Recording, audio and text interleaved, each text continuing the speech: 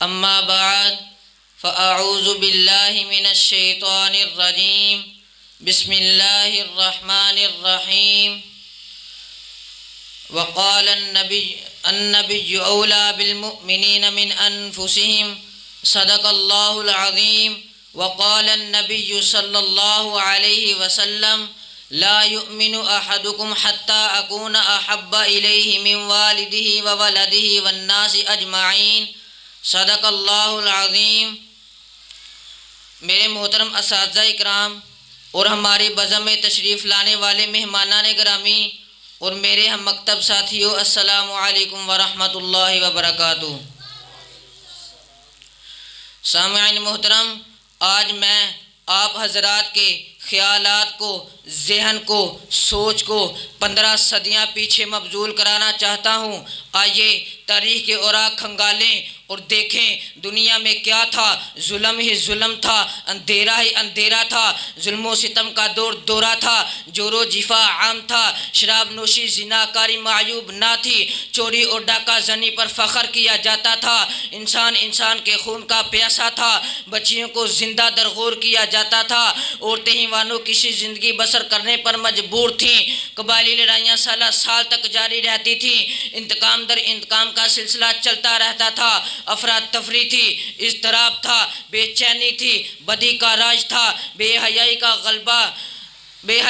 غلبہ تھا، انسانیت کا ٹمٹماتا چراغ بجھنے کو تھا۔ وہ خدا جو خزاں میں بہار پیدا کرتا ہے، وہ خدا جو قحط سالی میں ہکلاتے انسانوں، بلبلاتے ہی وانوں، تڑپتے کیڑوں مکوڑوں پر رحم کرتے ہوئے بارش برساتا ہے، وہ خدا جو آپ کا، میرا، بلکہ سب کا خدا ہے، اسے اشرف المخلوقات کی جانوروں سے بدتر حالت پر رحم آ گیا۔ اس نے کائنات کا ایک مقدس ترین انسان، تاجدار ختم نبوت، آقائے دو جہاں، سید الجن والانس، فخر موجودات، محبوب کائنات، محبوب رب الارض والسماء، سید الانبیاء، خاتم الانبیاء، ہادی برحق، امام الرسول، رشک ملائک، صاحب لولاک، حضرت آمینہ کے لخت جگر، حضرت عبداللہ کے نور نظر، شیر خدا کے برادر، رفیق ابو بکر، حضرت محمد مصطفیٰ احمد مجتبیٰ صلی اللہ علیہ وسلم کو کائنات کے لیے معلم، داعی اور رحمت بنا کر بھیجا۔ سامعین محترم،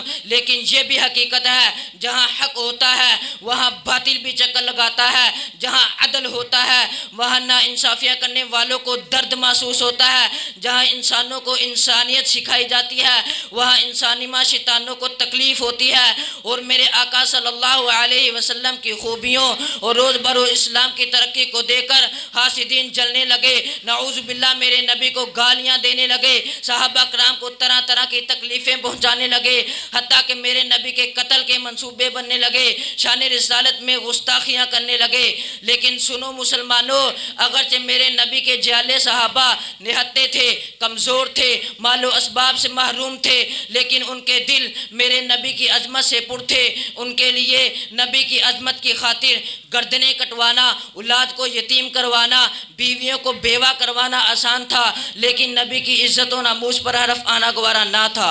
آئیے آج ہم بھی عزم کرتے ہیں، اگر نبی کی عزت و ناموس کی خاطر جان دینی پڑی دے دیں گے، مال دینا پڑا دے دیں گے، اولاد دینی پڑی دے دیں گے، لیکن نبی کی عزت